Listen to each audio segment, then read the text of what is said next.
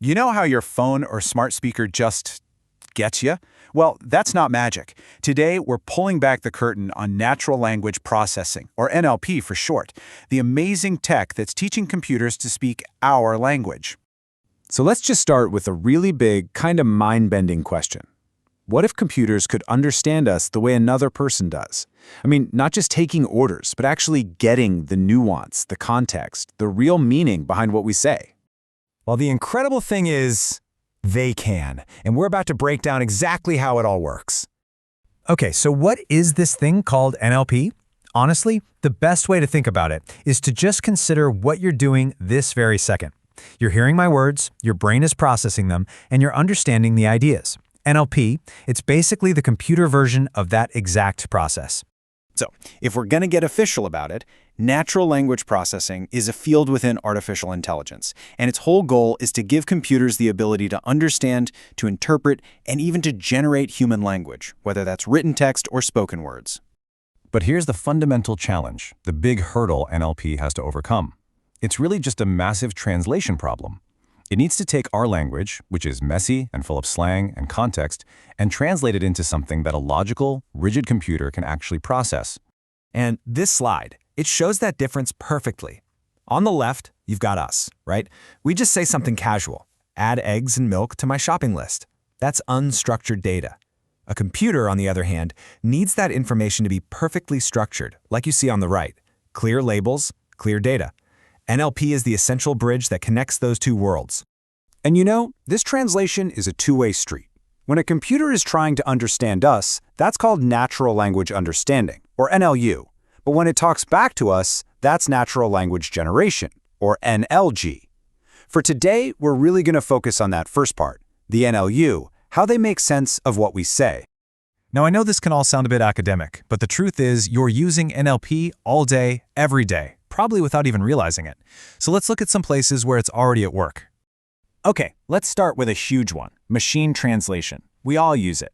But what makes it so complex is that a good translation isn't just swapping one word for another. The AI has to understand the entire context, the real meaning of the sentence to get it right. And when it gets it wrong, oh boy, it can be hilarious. This is a legendary story from the early days of AI. A program was asked to translate the English saying, "The spirit is willing, but the flesh is weak," into Russian and then translate it back into English. The result that came out? The vodka is good, but the meat is rotten. I mean, it's a funny but perfect example of why just swapping words doesn't work. Context is everything. And seriously, it is everywhere. Anytime you talk to Siri or Alexa, you're using NLP. Dealing with a chatbot online, that's NLP. It's even reading product reviews to figure out if they're positive or negative. That's called sentiment analysis. Heck, it's even what's protecting your inbox by spotting spam. Okay, so that's the what. Now for the really fun part, the how. How does a computer actually pull this off?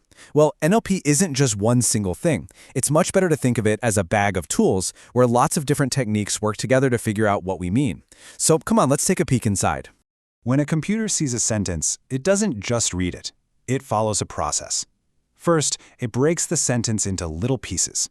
Then it finds the root of each word. Then it figures out what job each word is doing.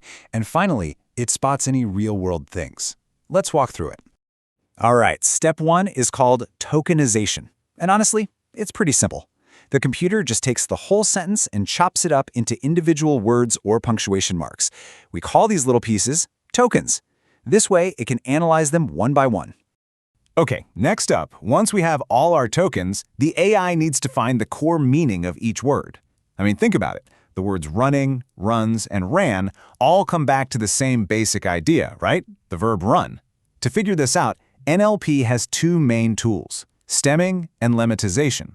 And this is where it gets really interesting because these two tools have totally different approaches. Stemming is kind of the fast and dirty method. It just crudely chops off the beginning or end of a word. So a word like better becomes bet.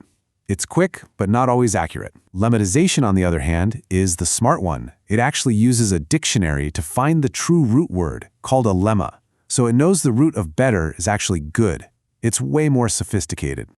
Now, this next tool is absolutely crucial because context changes everything. It's called part-of-speech tagging, and all it's doing is figuring out what job a word has in a sentence. I mean, just look at the word make. If I ask, what make is your laptop, make is a noun. But if I say, I will make dinner, now make is a verb. It's the exact same token, but it has two completely different meanings depending on its role in the sentence. And for our last tool in the kit, we have named entity recognition. This one is so cool. This is how the AI connects the words in our sentences to actual things in the real world. It learns to recognize that Arizona isn't just a random word, it's a US state, or that Ralph isn't just a noun, it's a person's name. It adds a whole layer of real-world knowledge. So you take all these tools we just looked at, tokenization, finding the root words, tagging their roles, and recognizing real-world things, and you put them all together. Each tool provides another piece of the puzzle, and when they all work in concert, the computer can finally see the big picture. And the end result of all this work? Well, it's nothing short of a transformation. We go from our natural, sometimes messy, human way of speaking into clean, structured, actionable data. And that is how we finally get computers that can truly understand our commands, answer our questions, and even begin to interpret our feelings. This whole field is moving at an absolutely breathtaking pace. It's evolving every single day, which leaves us with a really big, thought-provoking question to chew on. Now that machines can actually understand our words, what should we be teaching them next?